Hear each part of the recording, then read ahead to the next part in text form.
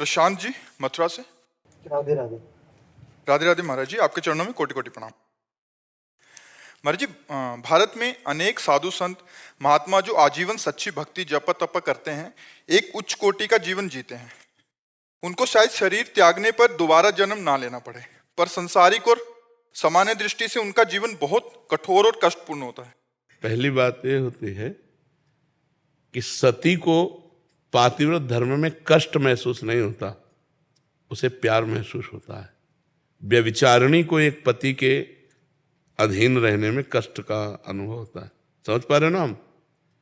जो साधु महात्मा भगवान के मार्ग में सच्चाई से चलते हैं उनको कष्ट का अनुभव नहीं होता, उनको परमानंद का अनुभव होता है। अगर कष्ट का अनुभव हो तो चला ही नहीं जा सकता, क्योंकि हम चले हैं। ये नहीं होता कि भाई आप अनुमान करके कह रहे हो, हम उसे जिए हैं। वो साधु महात्मा का जीवन गुरु भगवान की कृपा से जिए हैं।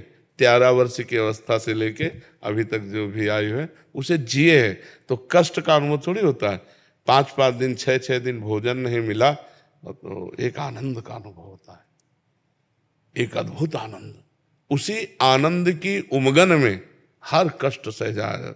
माता पिता से बिछो, स्त्री भोग का त्याग, रसेंद्री जनेंद्री के भोगों की तरफ से पूर्ण उदासीन, गर्मी सर्दी बरसात मान अपमान निंदा स्तुति सबको सहते हुए, क्योंकि एक परमानंद का अनुभव होता है तो उसमें कष्ट नहीं होता। कष्ट देखने वाले को लगता है, उसमें नहीं। जैसे वीर पुरुष को युद्ध क्षेत्र में कष्ट का अनुभव नहीं होता, उसके अंदर एक उन्माद होता है विजय सिंह प्राप्त करने का, और जब उसके अंगों में घाव होता है तो उसके अंदर और उन्माद प्रबल होता है। लेकिन कायर पुरुष को ये देखकर लगता है बहुत कष्ट है इसे। समझ पा रहे ना? तो परमात्मा का मार्ग आनंदमय है, ना कि कष्टमय। संसार का मार्ग कष्टमय है, परमात्मा का जो मार्ग है वो आनंदमय है। स्वयं परमात्मा श्री कृष्ण इस संसार को दुखालयम अशाश्वतम कह रहे हैं। पहली तो ये बात हुई। अब दूसरी बात ये हुई कि जो साधारण जीव है उसको उतना तप करने की जरूरत नहीं पड़ेगी जितना महापुरुषों ने किया है। इंजन बनाने में ज्यादा परिश्रम पड़ता है और डिब्बा बनाने में उतना परिश्रम नहीं पड़ता। पर इंजन 1 2 3 4, लेकिन डिब्बा 100-150। इंजन से कनेक्शन की जरूरत डिब्बे की है। अगर ठीक कनेक्शन है तो इंजन में 1 2 3 4, लेकिन डिब्बे में 100-150 लोग वहीं पहुंचेंगे जहां इंजन पहुंचेगा।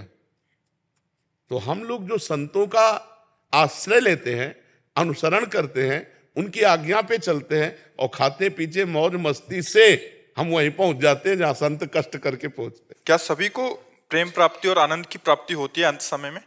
नहीं। लक्ष्य क्या था? कल्याण, आनंद और प्रेम, 3 स्टेशन हैं।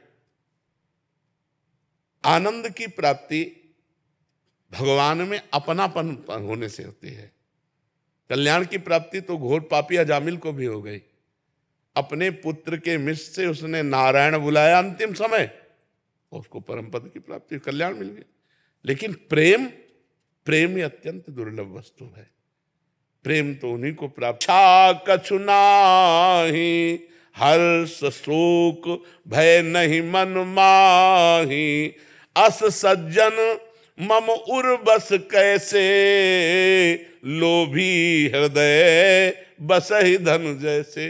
स्वयं भगवान श्री राम जी कह रहे, माता से, पिता से, भाई बंधु पत्नी धन संपत्ति घर परिवार सबकी ममता बटोर कर जिसने मेरे चरणों में लगा दिया, जो संत समागम ज्ञान के प्रधान भाव में आकर सब जगह एक ही परमात्मा का दर्शन करते हैं, समदर्शी, कोई इच्छा नहीं रह गई, जो कामना रहित हैं, विनिवृत्त कामा, और जो सुख दुख में समान भाव हर्ष शोक से रहित महापुरुष हैं, वही भगवान को प्यारे हैं, वही भगवान को प्यार कर सकते हैं। भगवान को प्यार करना सबसे कठिन बात है। यद्यपि हम अनजाने में प्यार उन्हीं से करते हैं।